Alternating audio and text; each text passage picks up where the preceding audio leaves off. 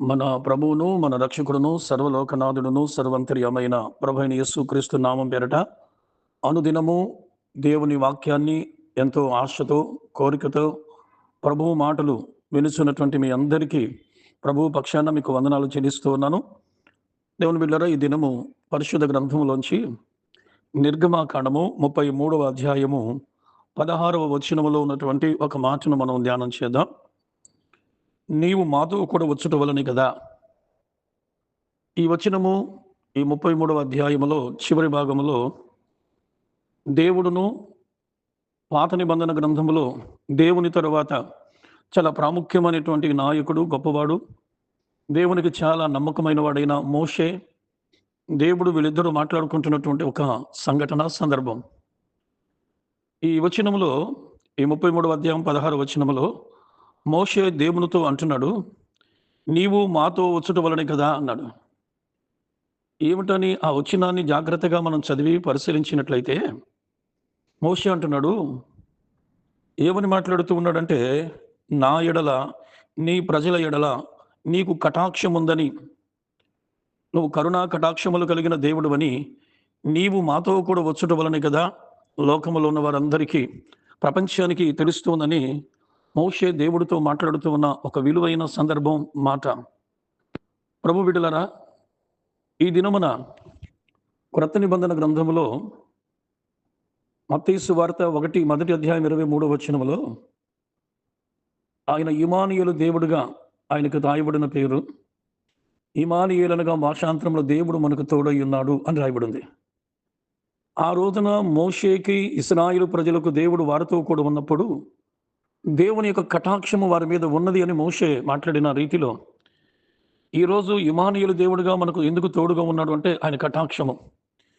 నీ ప్రతి అవసరము, నీ భద్రత, నీ క్షేమము, నీ అభివృద్ధి, నీ సహాయము, నువ్వు చేస్తున్న పనులన్నిటిలో కూడా ఆ దేవాతి దేవుని యొక్క కటాక్షము ఏ మానవుని ఎడల ఉంటుందో ఆ కటాక్షము వలన మన ప్రతి అవసరత కూడా తీర్చబడుతూ ఉందని ఖచ్చితంగా మనము లేఖనాలను బట్టి నమ్మవలసిన వారికి ఉన్నాం, దేవుని బిడ్డారా. అయితే మోషేకి అలాగే తన ప్రజలను ఇశ్రాయేలు మీద దేవుని కటాక్షం ఉందని ఎలా తెలుస్తుందంట?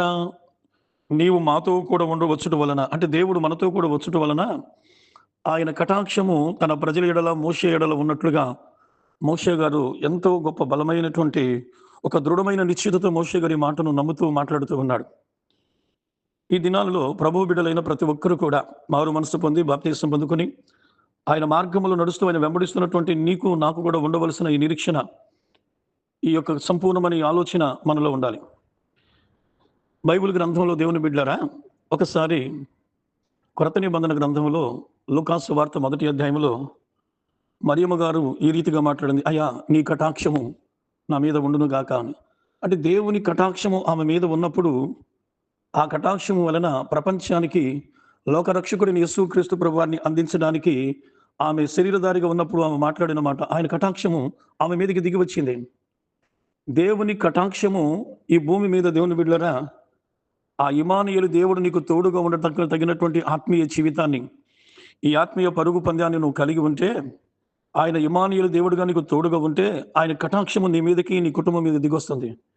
దేవుని కటాక్షము వలన అనేకమైనటువంటి మంచి లాభాలు పొందుకున్నారు ఆనాటి భక్తులు.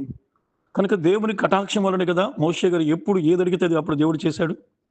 తన ప్రజల కోసం ఆయన ఏది అడిగినప్పటికీ ప్రభువు నో అనలేదు.